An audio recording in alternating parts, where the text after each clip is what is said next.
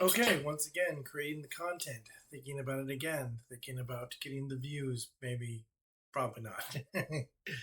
um, but yeah, um, so I thought I would go on and talk about some of the things I've been writing. Um, you see, I've written 5 books, and I think they're all pretty good. At least they're really good in my head. They're okay written down. Um, and I tell people about my books whenever we were driving, and some of them have bought them, but I still think I need an editor for a lot of things because, like, I miss out on a lot of things sometimes. Like, for example, like I don't even have a table of contents in my books. I guess somewhere down the lines, I'm just kind of thinking to myself, well, I kind of want people to read it through audio, and it's not. I haven't put in a lot of different languages and stuff like that, but yeah, I've been working on this book for well, for a long time. Um, but the book I really like is kind of based on D&D. It's based off of Lolf. Um, and Lolf is I just kind of want to talk about the book, even though I kind of want people to buy it. Um, the book is basically about Lolf. Oh no, it's about a the book is about a drow character, and well, yeah, she was a drow character, and she was a D&D character, and she's a doctor. So she was basically her mother. Um, she belonged to a almost like a failing house. Like it was like it used to be a noble house. Then it kind of got downgraded into an educational house, like the Mealy Mag Fair or the like the like there's like a school for magic. There's a school for the magic. There's a school uh, for for soldiers, and then there's a school for the priesthood, and all of them are very different. But she comes from her house was a noble house, and then eventually it kind of got downgraded into a schoolhouse. So they weren't sitting on the Drow's political standing anymore in the 20 houses that are in Menzoberranzan, and eventually they just had a certain level of acceptance that was just kind of tolerated, and so they kind of fell out of absurdity. They fell out, um, and the house was called the House of Sing Se, and they what they taught was basically they taught musicians and bards, and they were artists.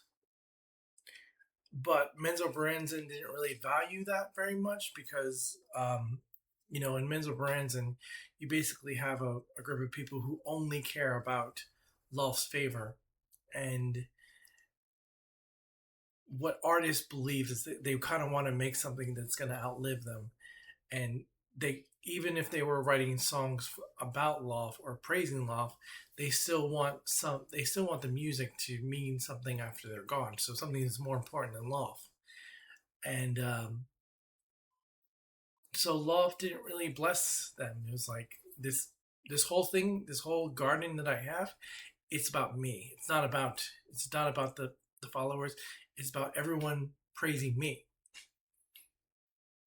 So the Sing Sang kind of fell out of favor, but they weren't attacked or anything. They didn't really have much to basically to sell, but they were eventually just um, so when they were attacked, they weren't really attacked with like a raid or an invasion or even like robberies. Uh, they were they were defeated by biological warfare. Uh, they were their house was basically contaminated with leprosy spores and smallpox and what other well other disease tuberculosis and so that's how the house fell. And so Trilla's mother, uh, she got leprosy, and she couldn't spread it to anybody else. So they exiled her from the Underdark, and they brought her to an island, like a tropical island, so that she could receive care, but she couldn't infect anybody else except for maybe a few people who were already infected. And but she was with child, and she didn't know that. But yeah, her mother, the main character's mother name, her name is Irma Singse, and she was this renowned opera singer, and she was like, yeah, and the weird thing about it that's all that I really say about the mother, that she was like this really talented opera singer, and she got leprosy because of this, this invasion. And then it was like, so basically she had this, she was pregnant, and she was taking this medicine called chlorella moss, and it's like this drug actually exists. It really is on these islands, and it can make your immune system stronger. So she was taking that green moss drink every day, and so when her baby was due,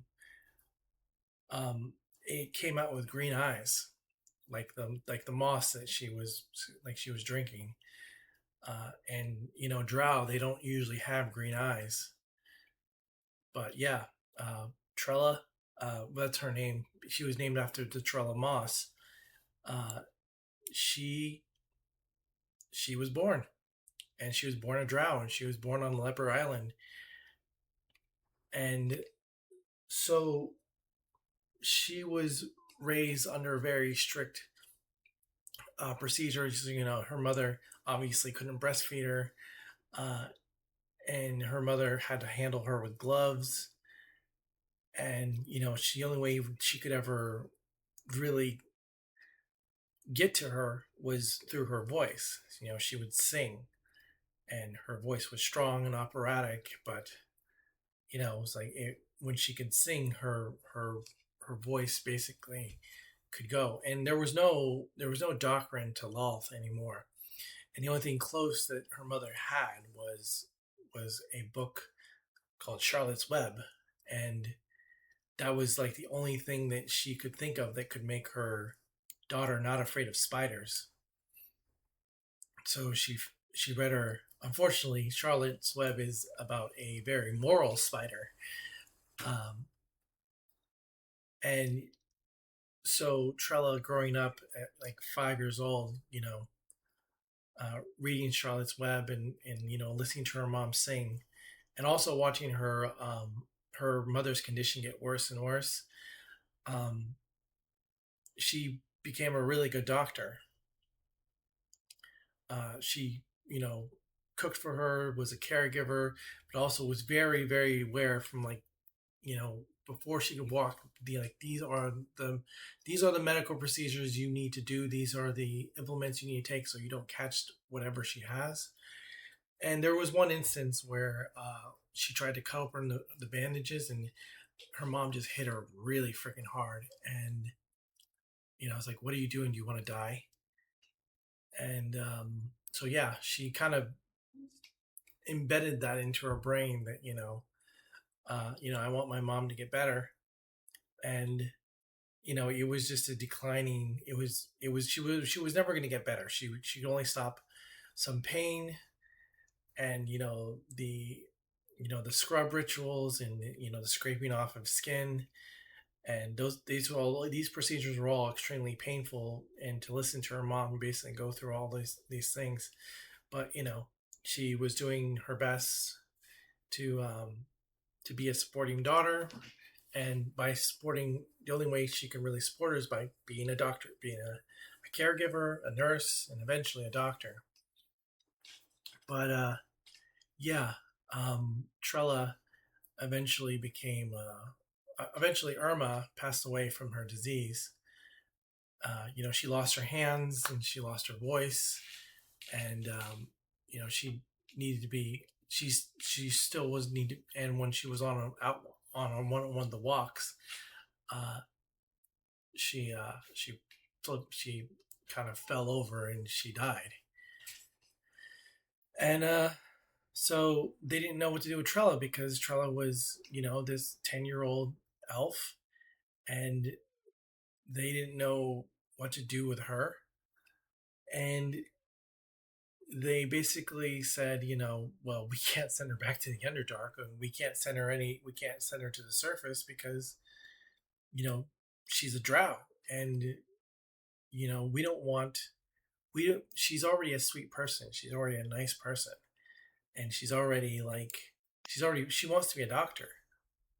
And she's been a doctor for a long time. So why don't we just keep her here? You know, it's better than the Underdark, but on the surface, they're gonna tear her apart. So she has this other mentor figure, Dr. Halvik, and the thing about it is Dr. Halvik is not really a doctor. He's actually a plumber, but he still wears a plague doctor garb, and I don't know. He is basically Trella's father from that point on. He kind of takes on an adoptive, uh, role in Trella's life, and he guides her through being a doctor, but she also is very clear about the sanitation protocols and how to clean stuff. He knows sanitation protocols. He knows how to make pipes, and as far as anyone else is concerned, he's a preventive disease specialist, just because he knows how to make preventive. He knows how to make. He knows how to clean pipes, and he knows how to, uh, arrange sewage system so disease doesn't go through. And if anything, he actually has a lot of experience dealing with polio. So he is he tells he tells Charles, like, I've been to this place, and these are the diseases that I had to deal with, and this is how I fixed them. And so in all actuality, Trella says he never calls her dad, but he always calls her Dr. Halvik, because he he fixes people, he cures people. And but Trella's education was very modern, um, medical, and she has doctors. She takes doctor's oaths, and um, she has medical knowledge, that I get from Google or whatever. And but in the story, she keeps it all in her head, and she knows things about pharmaceuticals. She knows things about sanitation. She knows things about quarantine protocols, and she knows things about disease, and she knows how to treat infections. She's not a surgeon, though. I mean, she could probably cut open and rebind a bone, but she can't do anything as far as organs are concerned. She's not a heart surgeon or a neurologist or anything like that. She knows the disease, because we're not trying to make her a super doctor. We're just like, she has a few specialization: quarantine, sanitation, um, pharmaceuticals, and maybe some prevent baby diagnostic skills. Oh, and also mental health, psychology, which is kind of strange, because she doesn't get good at psychology, because uh, out of because she learned it on the island. She got good at psychology because it was something she had to learn when she in the environments that she was in. So she basically says, I need to study psychology because that's what's needed here. um,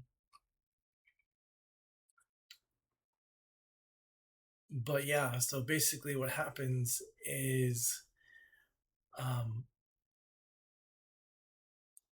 Lolf is running around, and the thing about it is he played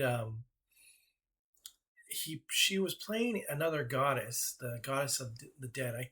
Karen Shali, I think that's her name.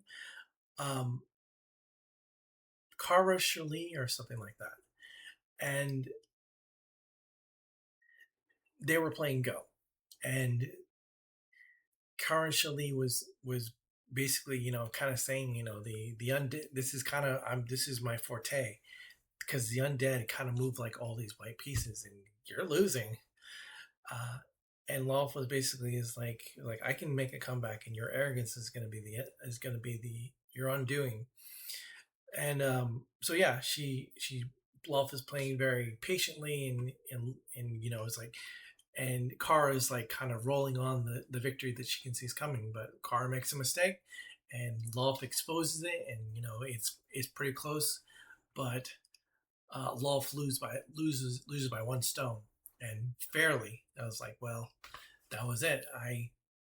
This this was a loss, and so she's tallying up the pieces and she's redoing the game, and I'm just like, yeah, I have one stone. I she was dominating, and I exploited I exploited a mistake and almost won, but I needed one stone to take the victory. And so when she sees, when she sees Krella out and about in the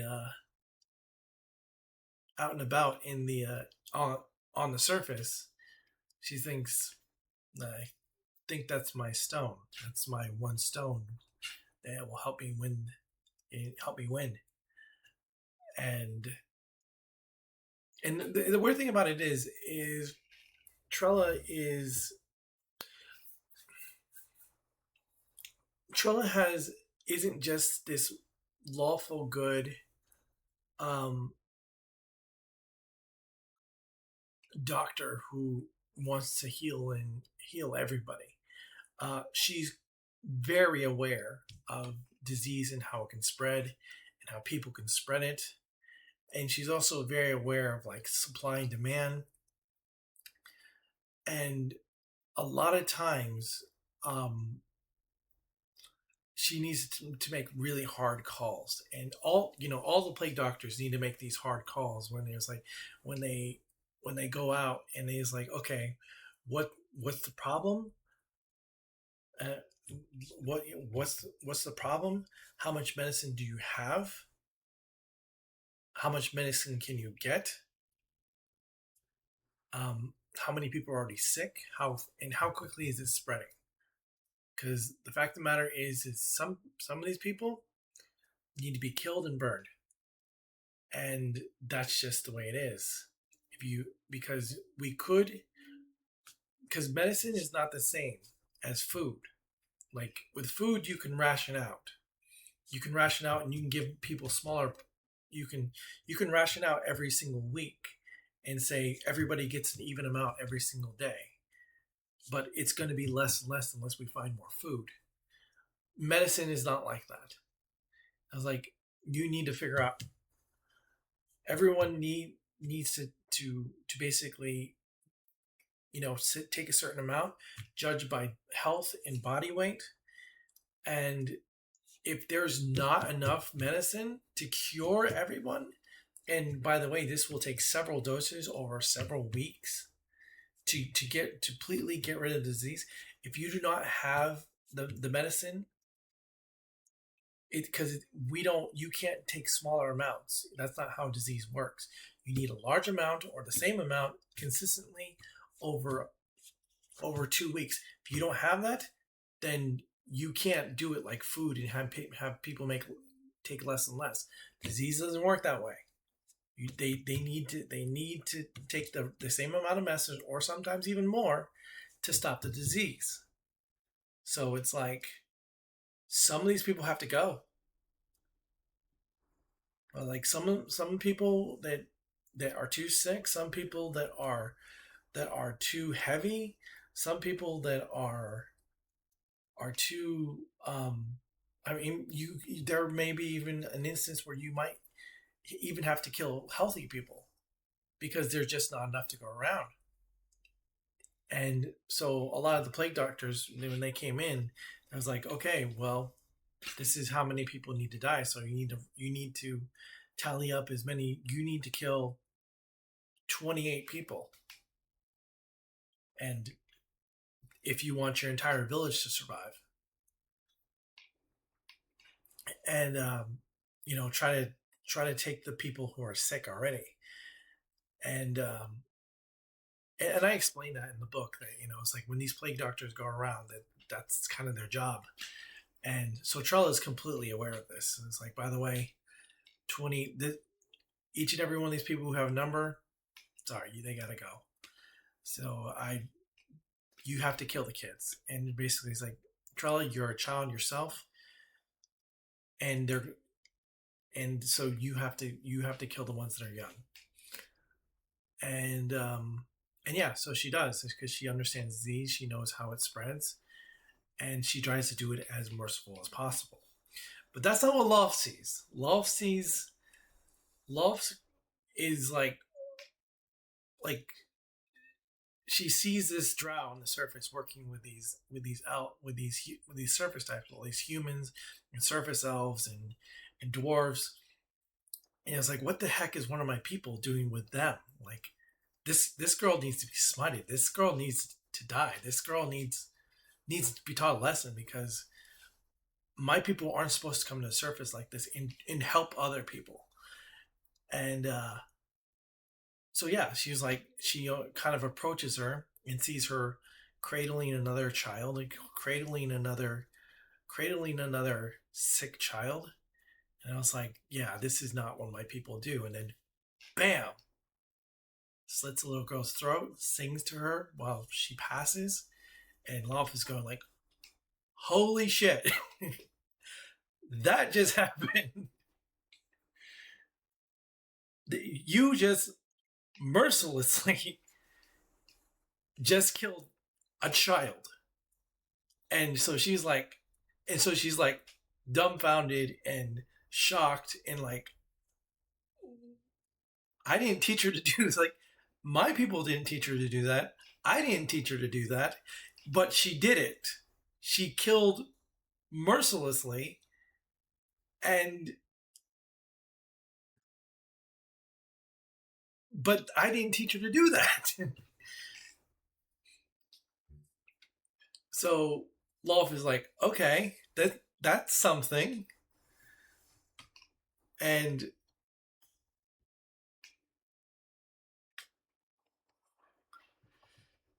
so Lolf like approaches her and says, it's like, you got a hard job. and and she kind of was like, well, it is what it is. We have to kill a few so the large amount of people can survive.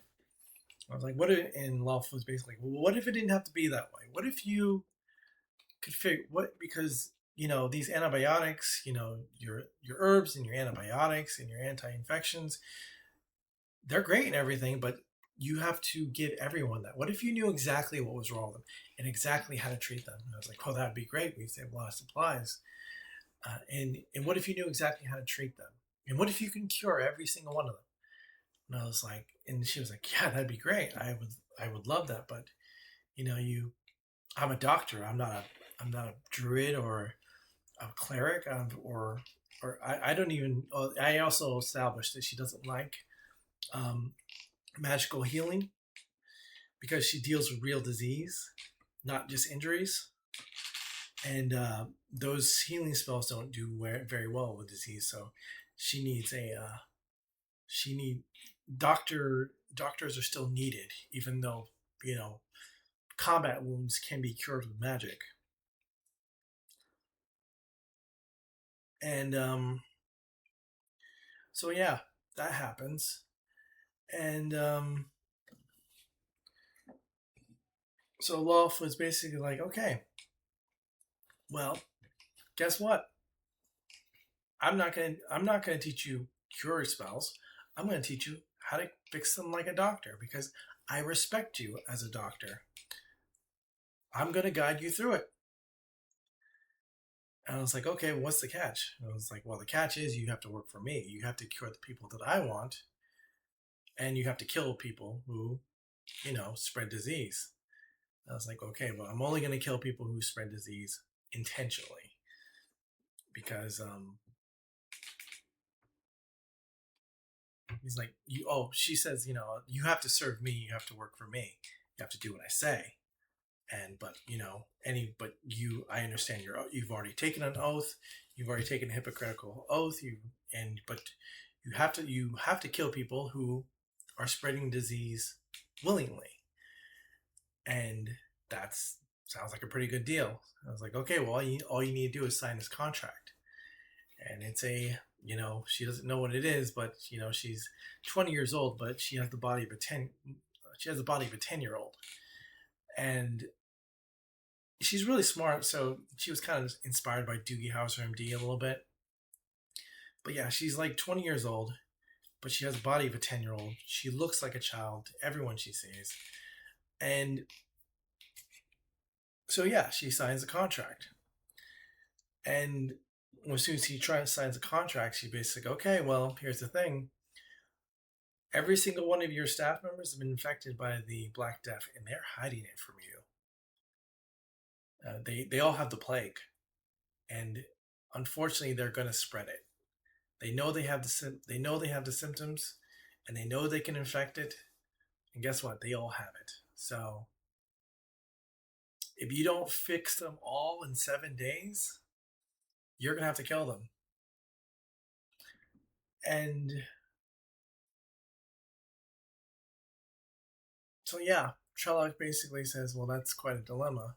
It's like, yeah, you're gonna have to do it, but I'll guide you through the whole thing because you should be able to fix a few of them, but not all of them. And so Trella basically goes back to the camp and says, you're all sick.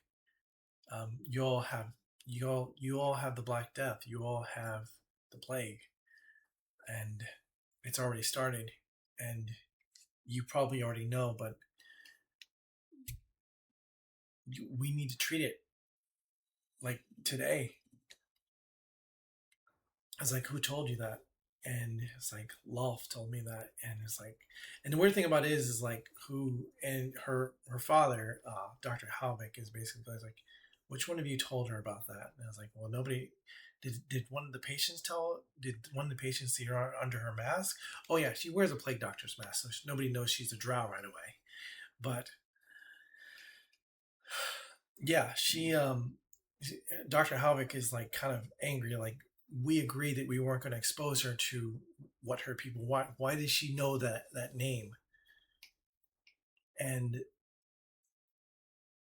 I was like, who told you that? And I was like she did. I was like, did you see another one of your people? And he's like, yeah.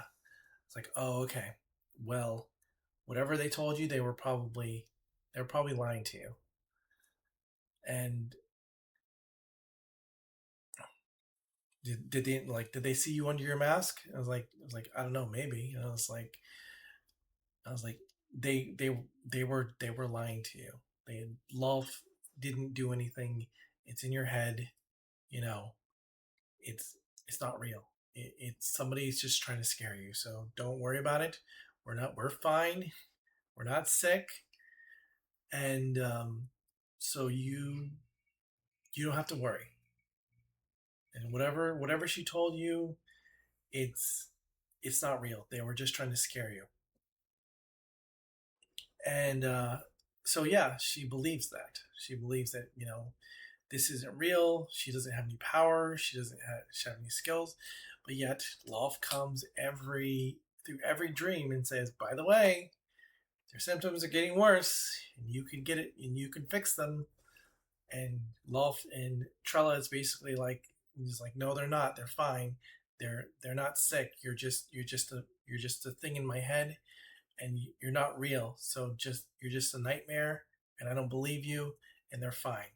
And day after day, their symptoms are getting worse, and day after day, she's finding legions on their body, and it's like, and after like 4 days now, she's starting to treat them. And it's like, okay, we can treat this.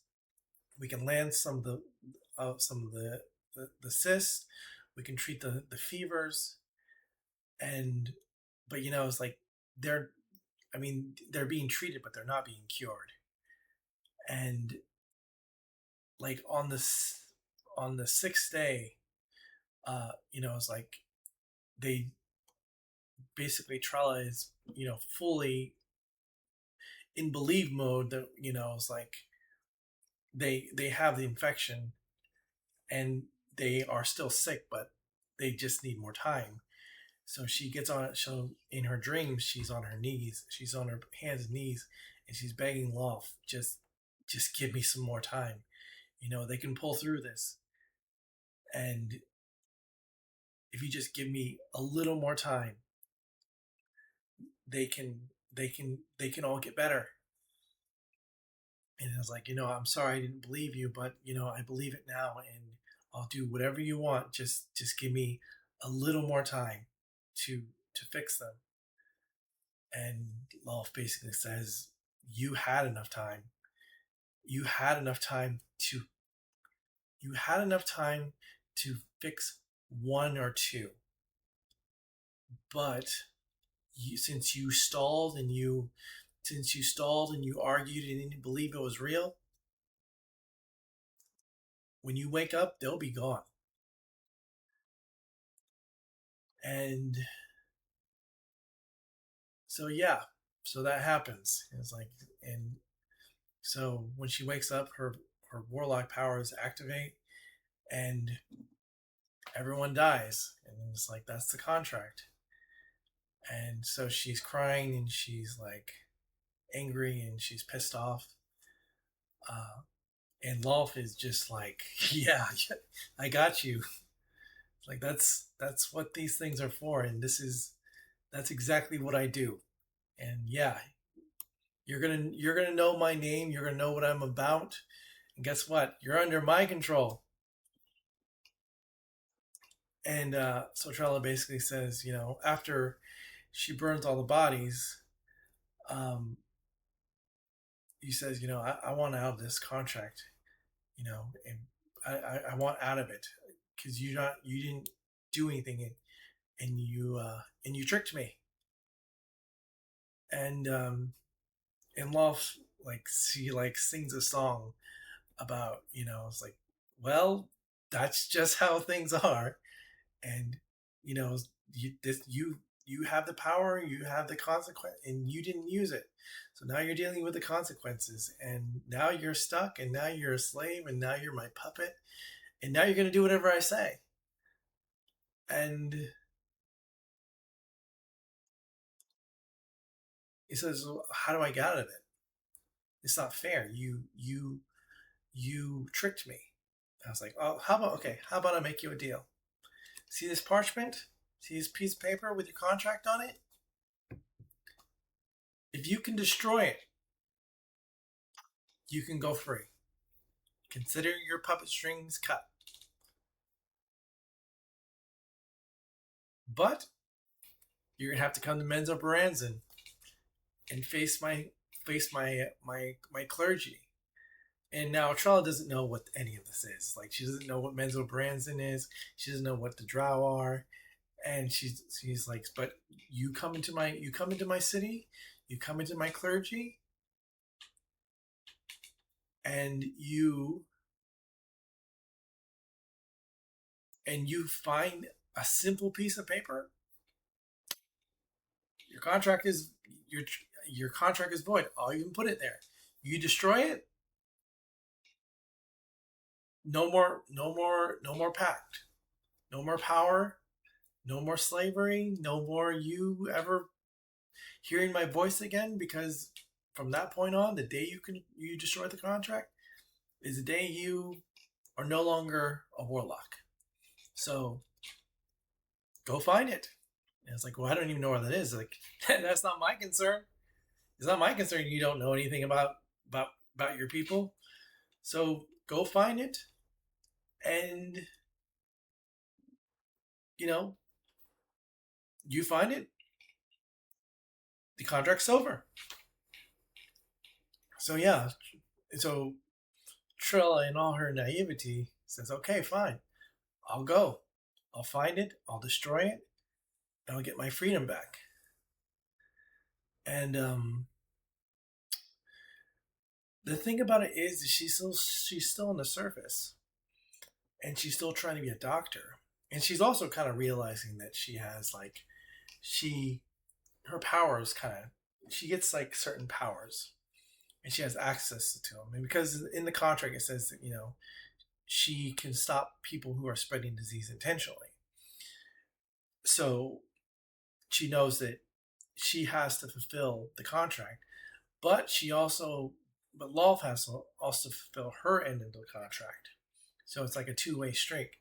And the thing about it is Lolf is just tormenting her.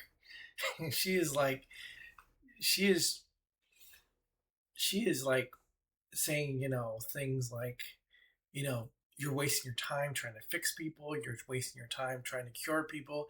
That person's just gonna die anyway. And, and you shouldn't be trying to cure people. You shouldn't be trying to fix people. You should be looking out for yourself, or you should be listening to me and what I want. And Trella is just too stubborn, and she wholeheartedly believes in her oath as a doctor, and she believes, yeah. And the thing about it is it's it's for a long time is Love just being this evil, toxic, terrible person in her head, telling her that everything she does is meaningless, and power is the only thing that matters. And you know, in they like almost, yeah, it's like it's a very toxic relationship that they kind of have. And all the while, they're Love is trying to actually give her some good advice and say, by the way, this person's gonna die and this person's gonna die, so I don't even know why you're even bothering. I was like, no, they can pull through. I was like, no, they can't. And over time, it's strange because through all that torment and through all that teasing and through all that, um, Love is not a goddess to Trella, for better or for worse. She is this annoying mom. and and it's weird because she eventually runs into her people, and she's like, and she says like, well, who has you under contract? It's like, uh some spider lady named Lolf. And everyone's like, whoa, whoa, whoa, you're not supposed to say shit. Don't say that. I was like, do not say that name like that again. It's like they will flay you if you say it's like what? She's just this lady, and she's annoying, and she's pretentious, and I hate her. But she doesn't see Loft the way our priest, like the priesthood see. She sees Loft like this annoying mom that's in her head, telling her and making fun of her and tormenting her. And it's kind of funny because it's like, what are you talking about? Like, Loft is what? Like, yeah, okay, sure, she's a goddess, but big deal. So she has this very different relationship, but the thing about it is that Lolf just likes tormenting her, and she finds her entertaining. And and the thing about it is that what happens is Lolf doesn't even realize it, but um, she gets emotionally invested, and for better or for worse, she starts caring about Trella, and she doesn't want her to hurt. She doesn't want her to die. Basically, it's like you're. It's like she tells herself, it's like this is about me being amused, about you being amusing to me. But there are times where it's like you're invested because you get angry when she doesn't listen. And so yeah, it's kind of the gist of like the book. It's like they eventually make it to the Underdark and stuff, but the relationship is definitely definitely something, because you have this good doctor and this evil goddess, and they're always like bumping heads against each other, but in the end they're like, I don't know, I guess they kind of like start liking each other because they like change each other. And yeah, I don't know if Lolth is completely redeemable, but that's kind of what my story is kind of about. Like, Lolth, I think I wrote Lolth pretty well. She's very petty. She torments her, but she's under a contract. I don't think Lolth has. Well, I'm pretty sure she has, but I don't think any Lolth has ever given somebody a warlock contract and basically said, you do what I say. I mean, the priesthood are basically the clergy, and maybe even some of the wizardry and I mean, they're there. I mean, they have spells, but they have a setting on how they learn how to use magic, and it comes from complete devotion of Lolth, and knowing the political backgrounds of the Drow society, and in surviving the Drow society. But and maybe after a certain amount of like of faith and survival, they'll finally get to meet Lolth, and Lolth will finally say something to him. Trella goes right into, I own you, I talk to you, you do what I say. And there is like instant, almost instant defiance in everything Trella does. And so it's like, yeah, it's pretty. I like the story, and I like the story because it's about Lolth being defied, even though she's being her same evil self. The doctor's oath never changes. Her oath to to to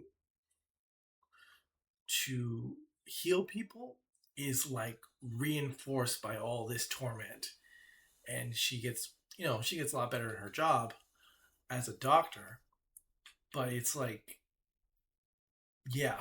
Uh, so the book is called Plaguebond, and I talked about it for a long time. I think I talked about it for 45 minutes. Jeez. Okay. But yeah, there's more to, unfortunately, for better or for worse, there's more to the book. There's a lot more to the book, and it's like 237 pages. Plaguebound by Eric Burns. And I just thought I would tell you about it because I think it's a good story.